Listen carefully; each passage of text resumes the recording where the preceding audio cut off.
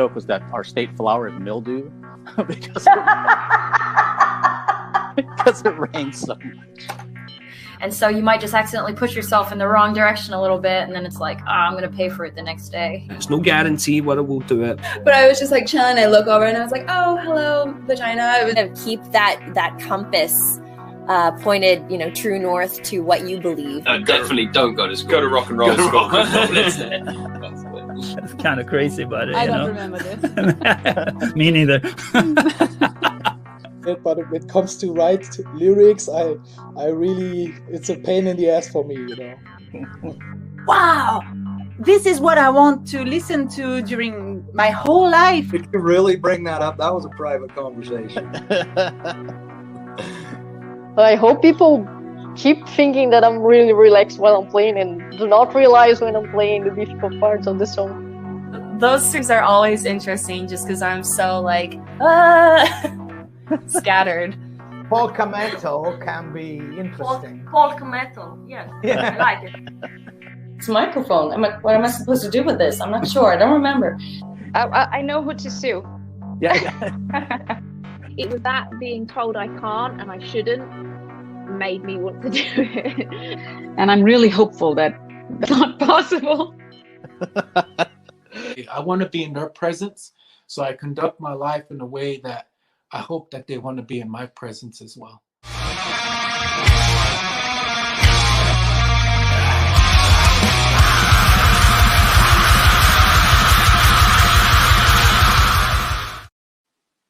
Good afternoon, good evening, good morning, wherever you are in the world. I'm Mark Sugiyama from Eclectic Arts, based here in Seattle, Washington, in the United States of America. And thank you so much for joining me on this Tuesday, the 25th of May, 2021. And a few housekeeping things before we get to my interview this afternoon. I just confirmed a new live stream interview for tomorrow morning. It's kind of an early one. It's at 9 a.m. Pacific Daylight Time with Hybrid from the UK, which is that wonderful electronic duo that's doing a lot of film and scoring and all their other things that they do. So they're going to be joining me at 9 a.m. tomorrow. And then on Thursday at 10 a.m., I have Timo Tolkki joining me to talk about Avalon, the new album for that project that he has, because he's got so many projects. And at 12:30, Bloodbound is going to be joining me on Thursday afternoon, I guess this afternoon.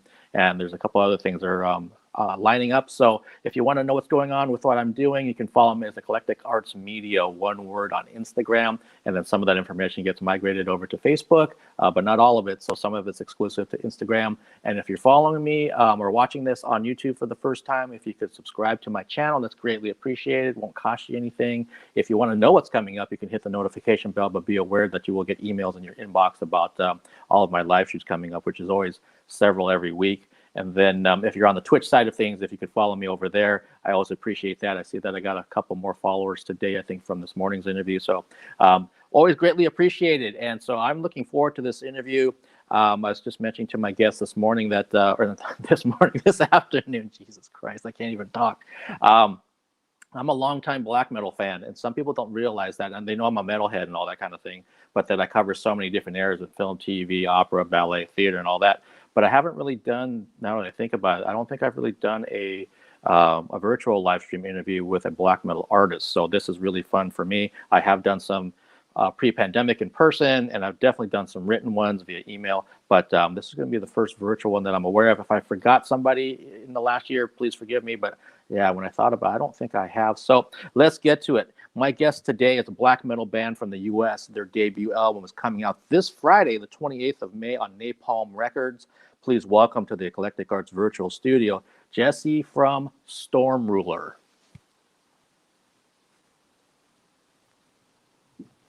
Hello. Hi, Jesse. How are you, sir? How's it going, Mark? I'm doing really well. How are things over there in Missouri?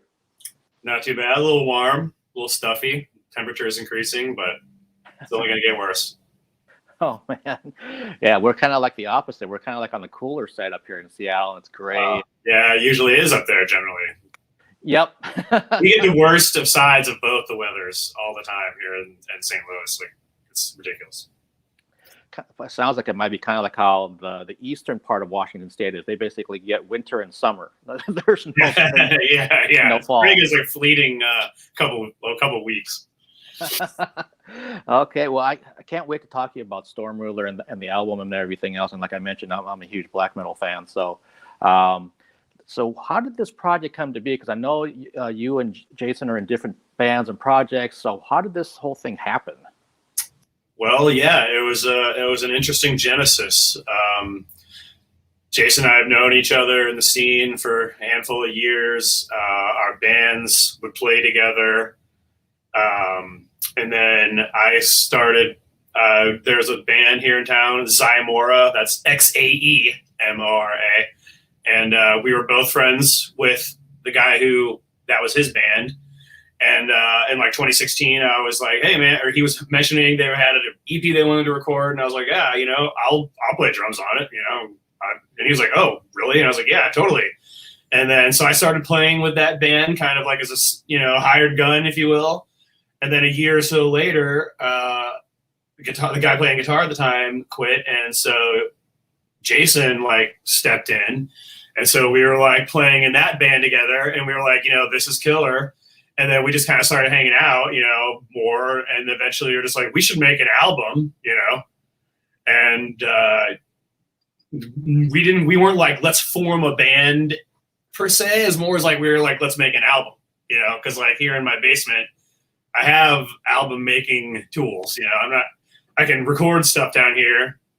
And so we just started writing some songs. We had a kind of an idea in mind of how we wanted to sound, and we just started writing some songs. And then by the time we got the record put together, artwork, lyrics and everything, and we put it out digitally, which took a little over a year from the original idea. It didn't take long to get interest,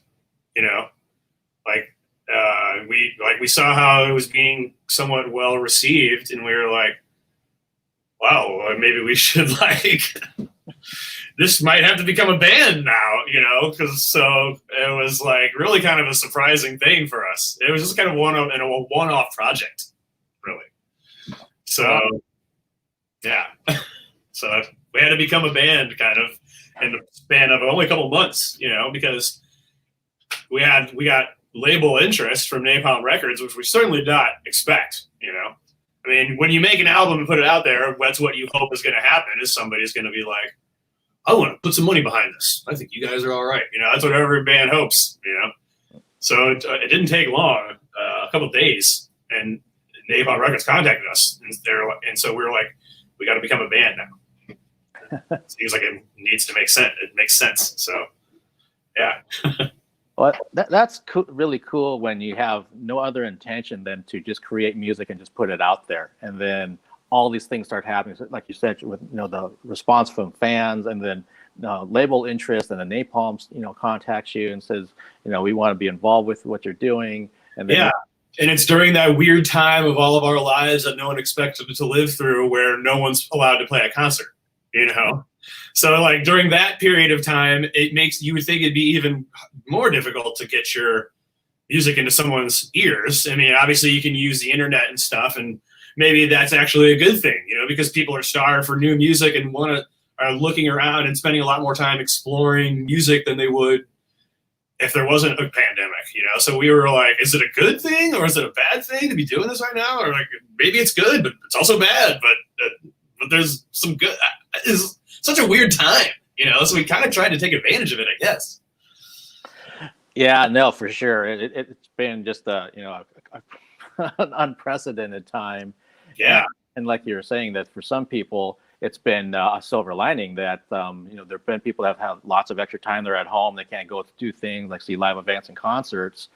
So then they're exploring and looking around online at things. And it's like, who is this? Or what is this? Yeah. It's a good time to be a band, and also a bad time. It's a good time for studio work, and obviously a bad time for live concerts, which is, you got to be able to play that angle. That's an important angle for a band to have, Yeah, for sure. I've talked to many guests during the last year about during these live streams that the bands that were trying to do something during this time, it's really going to help them moving forward. the ones that just didn't know what else to do, then they're going to actually they're going to fall behind a bit compared to the people around them, because the bands that, even if you just did like one live stream or you put out a record or you did something, you're going to find some new people that are into your music now, and you kind of miss an opportunity, which is a really weird thing to say during a pandemic, but it really was that case. It was. And I bet a lot of bands didn't survive it. You know, I bet lots of bands, you know, underground or above, have, you know, more or less folded during this time if you can't pull together to keep people engaged and to keep music flowing. You know what I mean? Yeah, I do know, and it becomes a case too where most people know this if they've ever been in a band like I have, that you're trying to do this balancing act between, like, you know, the band that you're doing, and it could also be like doing some sort of what I call a muggle job, a day job, and all these things kind of balance to each other. And when this thing happened, it became, well, if you're going to do your band, you're doing it somehow through Skype or Zoom and remotely doing things, just sending files back and forth. Right. But then you also may not have any income from that. So then what are you going to do? And push comes to shove sometimes. So you're right. I think some bands didn't survive things during this last year, but the ones that did are the newer ones, the newer projects. Then it became, here's an opportunity for you. Yeah, it's like, I bet there was a death of a lot of bands and a birth of a lot of bands in particular during this time, for sure. That has to have been the case. Yeah, so that, I mean, for us that are digging Stormruler's music, then that's a great thing. Right. And to be honest, I guess it did work in our favor in that we didn't have like the pressure of playing shows or getting music ready for shows or whatever, you know, like we could just kind of concentrate on doing all the stuff that you need to do, you know, when you're a band who gets a record deal. Like, to be honest, a lot of people do not know the amount of work and homework that comes your way. Like, hey, you guys got this record deal.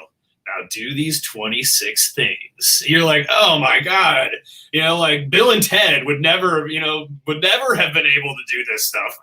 You know, like the amount of homework assignments and, you know, clerical work that came our way, we were just like, oh my God, we got to do this. We got to do that. We got to get this done. We got to, you know, a lot of bands, you know, if you've been around for 5 years and you've got a record or two out or whatever, you probably, you know, you already got your photo and you've already got maybe a presence and whatever. We had to like establish all this stuff, and it was a lot of work. I gotta give it to Jason. He did a good majority of it, because a lot of it is like computer online relations. You know, he like knew people within the art department with art, and he knew people that could, you know, he knew a lot of people that helped us out, and like we had definitely some help from, you know, people that we worked with to get the artwork put together and the layout put together in a quick fashion, you know.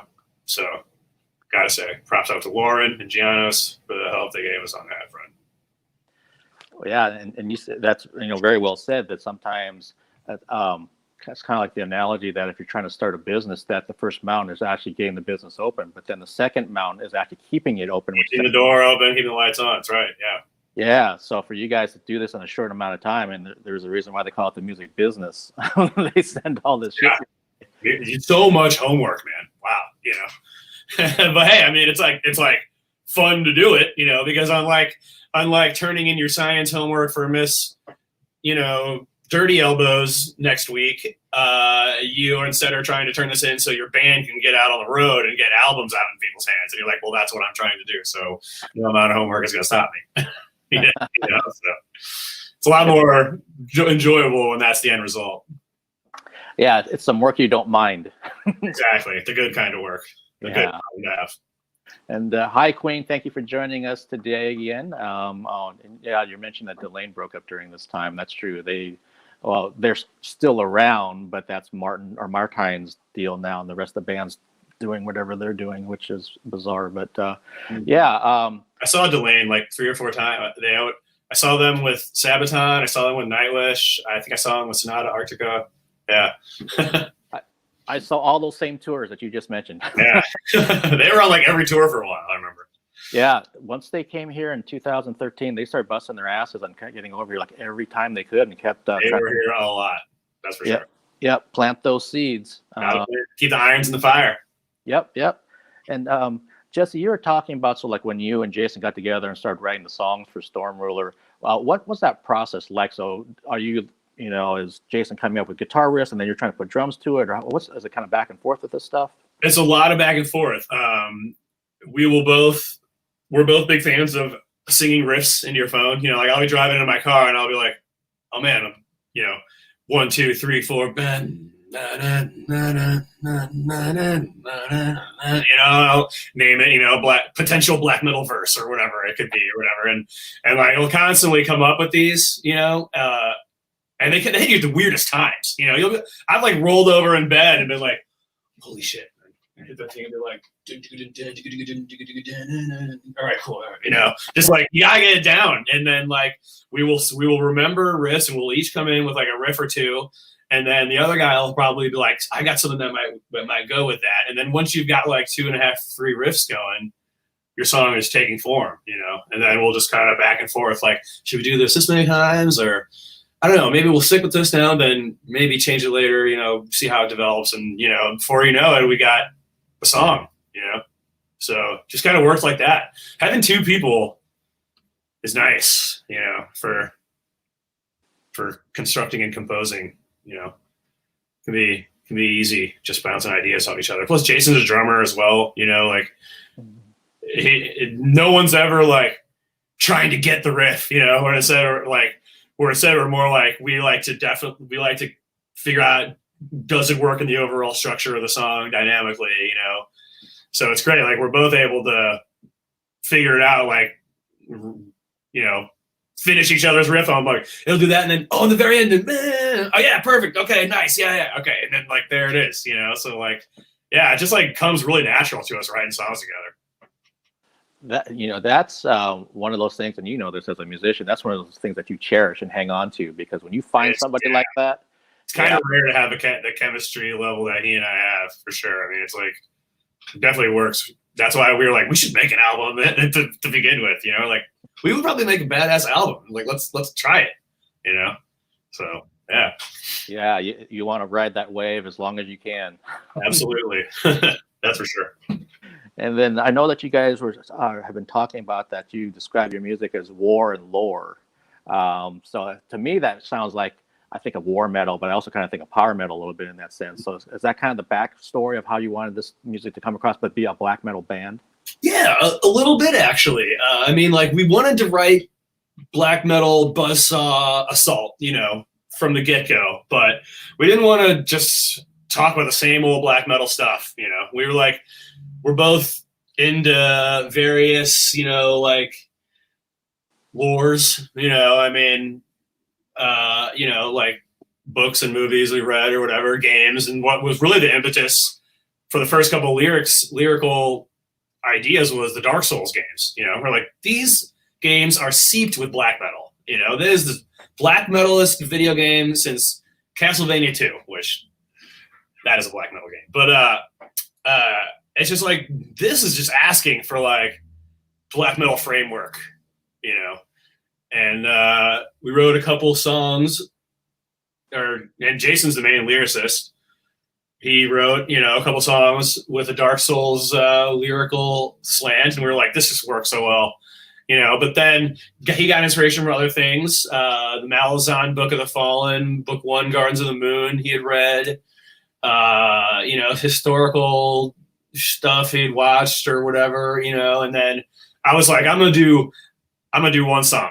I wrote some lyrics and did the vocals for the song Fear the Old Blood, which is about Bloodborne, which is like just one of the best video games ever.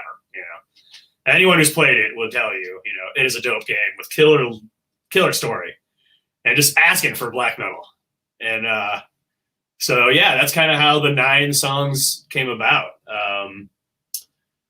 And moving forward, we're excited to explore other lores for lyrics, Not going to give anything away, but, there's other things that we intend to write about. And I'm sure we'll have at least one Dark Souls song on every album, So it's like everyone's written about Satan and being sad in the corner, I'm trying to be like,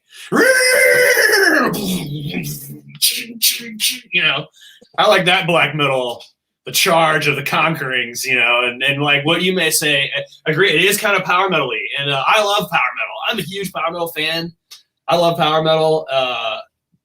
Jason, kind of, you know, like he understands, you know, the beauty of the,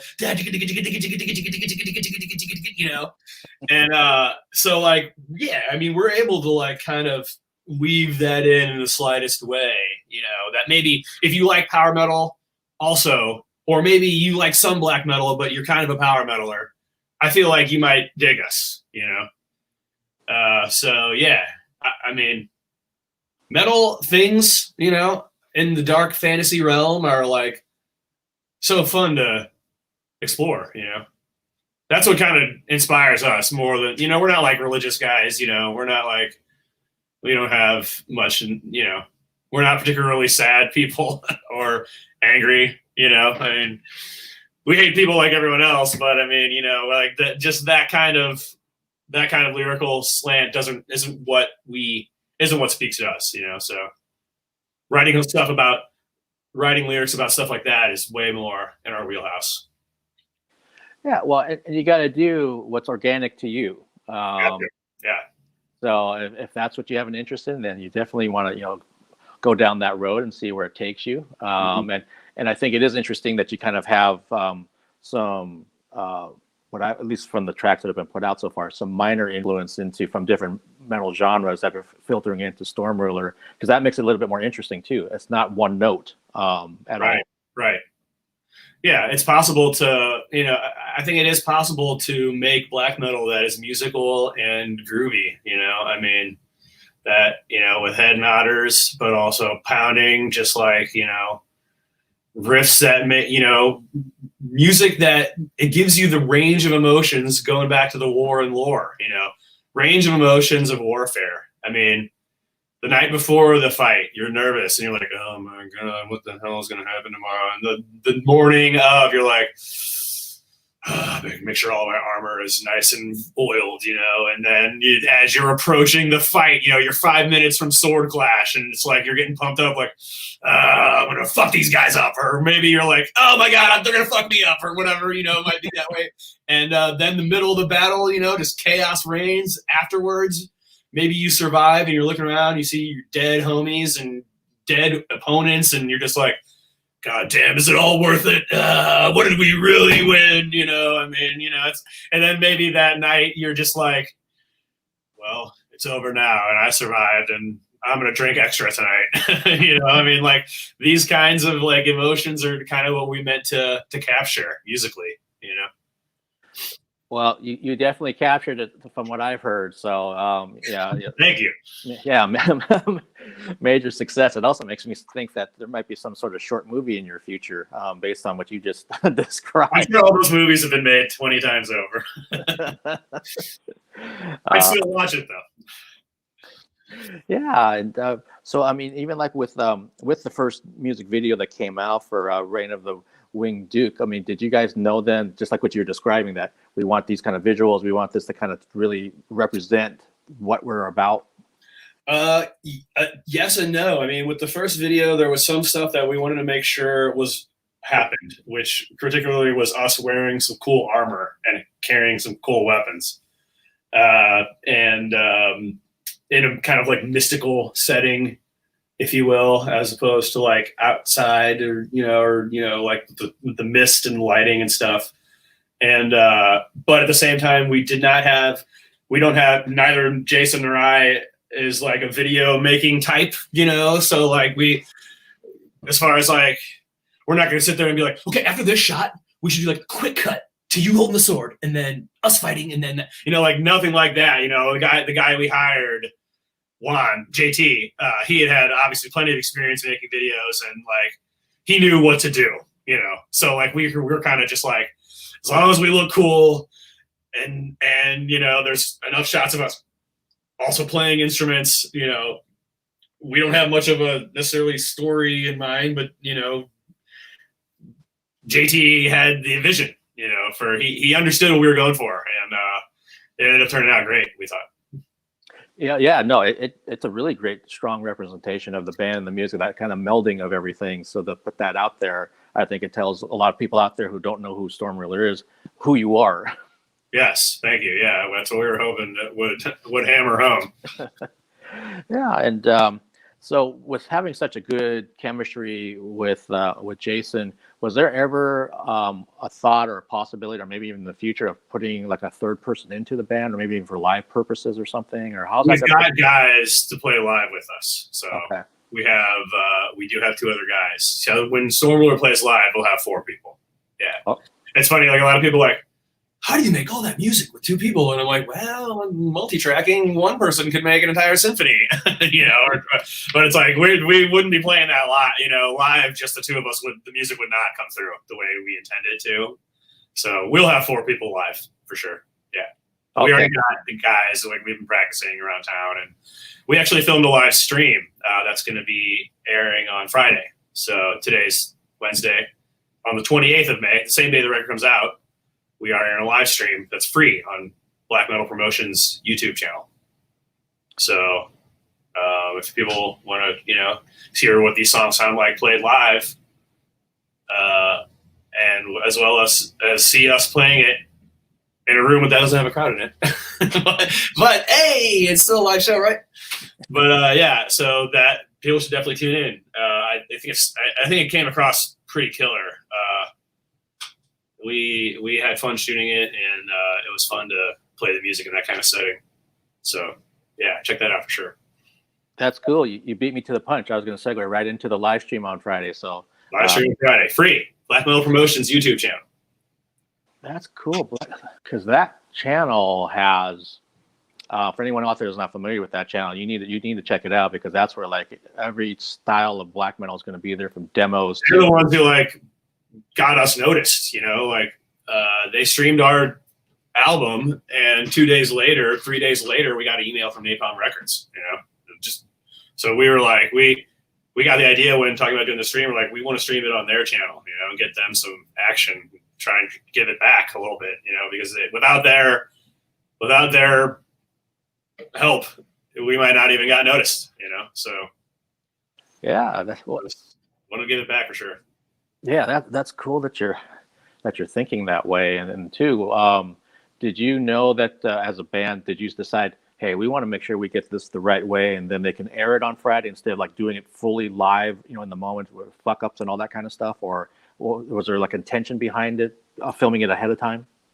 Wanted to film it ahead of time because mainly that was just the best time to be able to do it. It all kind of came together quickly. So in order to get it, it was kind of like an idea that we were like, wait, we could probably get this out on the same day of the album release if we get it done quick. So we scrambled, and that was like the time that it had to happen in order to have it be ready by then. Yeah. So that's the way it went. So yeah. Okay. And it sounds like, and again, correct me if I'm wrong, that so there's not only the songs on it, but there's some is there like ambient pieces or things in between? Or? Yeah, interludes between the tracks. Yeah, to kind of keep the mood going, slightly change it from track to track. Bring the next track in while also kind of bring the previous track out. You can kind of recover. Yeah, those are something that I made mainly. Just sitting here at my desk. I love synthy, spacey stuff. It's fun to put it together, and hopefully, as our down the road, we'll probably keep doing that. And it's a really cool thing to do live in between songs. As a drummer, it's nice to have a minute in between songs. After you're doing, I'm like, it's nice to just have a second to decompress before you recompress, if you will. And yeah, it's just a cool thing that we were like, we got that idea early in, and we're glad we did it for sure. Okay, cool. Yeah, because I saw initially that it said like 19 music tracks. I was like, 19? Yeah, 9 songs, and then intro, outro, and yeah, in-betweeners. Okay, well, and that also kind of helps almost make it not necessarily a concept record, but it does kind of bring everything, it bridges those gaps, like you were saying, between songs and out into the next one, and when you're on stage for sure. And it really kind of makes it more like listen to this thing in its entirety instead of like track by track. Yeah, and for the people who do like to skip around, that's why we made it each an individual track. We didn't want to make the mistake of like having a song. This track has a minute-long intro, and then the song actually starts. Because in this day and age of the skip, it's so the music's everywhere, and we want to make sure that yes, the record is nicely to us cohesive as one piece, but if you only got 10 minutes and you want to bang one out, then you got time. You can skip around. Yeah. Well, and, I'm curious too about, because I know both of you are in different bands, and you already mentioned that. But what got you particularly interested in black metal? Like, how far back do we go? Well, I always, I started playing drums at age 9, and I always wanted to go faster, louder, and add more drums to my kit, and hit more things, as you will. So around, I guess maybe I was early college. So I graduated high school in 2000. So it was, I guess, like probably 2000, 2001. I remember when I first heard Emperor, in the Nightside Eclipse. This is back when you could like listen to CDs at Street Side Records before you bought them, or whatever. And I remember just being like, God damn, this is insane. Like, what is going on here? Like the squall, And I was just like, this is as intense as it gets, And then I got into, I dipped in, also kind of death metal as well, around the same time. And I was just like, this is it, Like, this is like, you can't get more extreme than this while still maintaining musicality and melody and some compositional awareness, And that was what kind of like really drew me to that band in particular. It's just the way they put their songs together. And, it was ferocious and brutal, but also hauntingly beautiful and dark. The dark atmospheres, the keyboards and stuff. And I was hooked. I was like, and that was kind of it. That was around then. I black metaled out for a good long time after that. Learned about all the bands. Went deep at that point. I was like the guy, with all my friends, like, oh man, check out this band or check out this band. Make them the CDs and whatever. And all my friends have stacks of CDs with my handwriting scrawled on them for bands. You got to listen to the side project of this guy. Yeah. So like, for a good time, I was that dude, and I went deep and started getting into power metal about a decade, around probably like I guess 2008, 9. Actually, you mentioned I saw in your intro here, or you talked about you got Timo Tolkki interview. Dude, I love Timo Tolkki's work, man. That guy, oof, he's a great musician and songwriter. One of my favorites. I love Stratovarius, the Tolkki years. I like the new stuff too, but goddamn, dude, they had a run there where, whew, A+. Yeah, for sure. It's going to be hard to do a promo interview on Thursday with him, only having 25 minutes. Oh, I know, yeah. That guy is a beast for sure. Yeah, for sure. And I know for me, I think Emperor was actually probably the second black metal album that I heard back in, good grief, for me it was 97. So I actually heard like Cradle of Filth, Dusk and Her Embrace first. And then it became like, what the hell is this? Because I really like the music. I couldn't get used to the vocals, especially Danny's at that time. Definitely a challenge. Yeah. I love that record too, though. Midian was the first Cradle I heard. My guitar player from I have a band, Cast of Stone, and Mark, my friend from Misery Index and Scour, he had Midian. We lived together, and he was like, dude, listen to this. And I was like, man, this is badass. And I was like, the vocals are a little tough, but the more I listened to it, I was like, these vocals are amazing. I was like, this guy's vocal patterning and lyric, and so many lyrics are awesome, and like I grew to love it. And so I went back, and I discovered Dusk, and I was like, man, he's not even trying to enunciate. And I remember just being like, who cares? This music is awesome, Yeah, he's almost like a drummer, or like a fast playing drummer, if you will, like the way he like lets it rip, and then with a drum fill, whenever he's like, oh, it's like a fill or something. Yeah, he's dude is definitely a talented guy, no doubt. And I am a Cradle fan. Yeah, and yeah, I'm seeing the Emperor flag back there on your wall. Oh yes. Yes. I also got Immortal. I got to see Immortal in like I guess it was maybe let's see when is the date? 2007 or something. I don't know. The one they did like they came back for a couple shows and I got the flyer for that too. That was amazing. Oh, cool. I saw them in it was I want to say it was 2002 because they were here with Manowar. Ooh, wow, hell yeah, dude. Yeah. Yeah. Nice. So, yeah, it was right before I guess when Immortal split up for that. Yeah. Back. And, the dark period. Yeah, and it's just. I think it's still going on. Like it ended early. Yeah, so Eclectic Arts started in 2011, and so the very first issue I had Maniac Butcher in there, and I had Satanic Warmaster were also in that issue too. Nice. And Clandestine Blaze was in the second issue. God, I haven't thought about this stuff in a long time, but all the different types of underground black metal for sure I was way into, and cool. Unfortunately my collection isn't necessarily here anymore. Most of it I actually had to sell at one point, but yeah. I've held on to my hundreds and hundreds of CDs over here. I've never been a big vinyl guy really, but I definitely collected CDs for a long time, and I have my shelf of metal over there for sure. I haven't added to it much lately, but I always will. For as long as I still make physical media, I'll always add to it. That's great. And that's what I think most metal fans we're like that. We want something tangible. It doesn't matter if it's CD, tape, vinyl, T-shirts, posters. You want something. Yeah, I want to remember the acquisition of it. You know, I mean, like, and be like, try to remember what store I bought it at. You know, what day it was, or what I was doing, or why I was there. You know, so it's fun. Yeah, that was probably one of the most painful parts for me is like seeing stuff go that I remember where I bought that, how I bought that, and how long it took me to get some of those. Yeah, I know. You're like, man, this is the one I couldn't get. Yeah, I know. Yeah. I probably won't ever sell it, but you know, when I die, someone will inherit a killer collection, I'm sure. Oh man, well, to kind of wrap this up, you mentioned the live stream this Friday, which is the album release date, and is there anything else coming up beyond that Stormruler fans can be looking forward to?